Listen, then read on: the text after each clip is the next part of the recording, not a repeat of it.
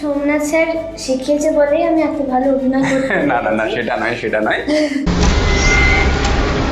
आप मेरी बेटी की बलि चढ़ाना चाहते हैं? নমস্কার, আমি সোমনাথ ব্যানার্জি, টলিক্রাফটসের অ্যাক্টিং ফ্যাকাল্টি। অনেকদিন ধরে টলিক্রাফটসের সাথে যুক্ত। তো আমরা আজকে যাকে সামনে পেয়েছি সে হচ্ছে খুবই মিষ্টি একটা মেয়ে, রূপকথা। ইয়েস, রূপকথা চক্রবর্তী।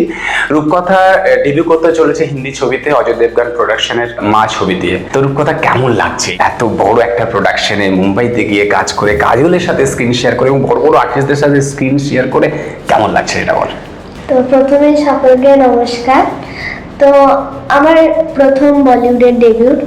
তো কাজল ম্যামের মতো এত বড় একজন superstar, Ajay Devgan sir, Ronit sir, বাকি আমাদের ডাইরেক্টর স্যার বিশাল ফুলিয়া, ওনার সাথে কাজ করে খুবই এক্সাইটেড লাগছে আর নার্ভাসও লাগছে যে 27শে জুন আমাদের রিলিজ।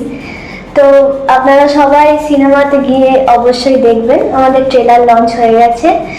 তো মানে এই যে তোকে যেগুলো শিখিয়েছি আমি, মানে তোর এগুলো কাজে লেগেছে ওখানে? হ্যাঁ, তো সোমনাথ স্যার শিখিয়েছে বলেই আমি এত ভালো অভিনয় করতে না না না সেটা নয় তোর মধ্যে অনেক চেষ্টা আছে।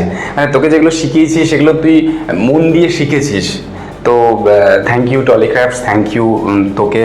এবং ভীষণ ভালো লাগছে আমাদের মানে টলিক্রাফটসের তরফ থেকে বল বা আমার তরফ থেকে বল যে তুই একটা বড় জায়গাতে গিয়ে কাজ করছিস, মুম্বাইয়ের মতো জায়গাতে। ঈশ্বরের অনেক আশীর্বাদ রূপকথার ওপর এবং আমাদের সকলের চেষ্টা, ওর অনেক চেষ্টা। তো অ্যাকচুয়ালি ব্যাপারটা হচ্ছে যে আমরা টলিক্রাফটসে যারা আসে এখানে, আমরা তাদেরকে প্রত্যেককে ইচ অ্যান্ড এভরিওয়ান, মানে আমি অনেক বছর ধরেই যুক্ত এখানে, চেষ্টা করি যাতে তারা শিখে ফ্লোরে গিয়ে কাজ করতে পারে। এইটাই আমাদের মেন মোটিভ, যে আমরা শিখিয়ে তাদেরকে একটা জায়গায় নিয়ে যাওয়ার চেষ্টা করি।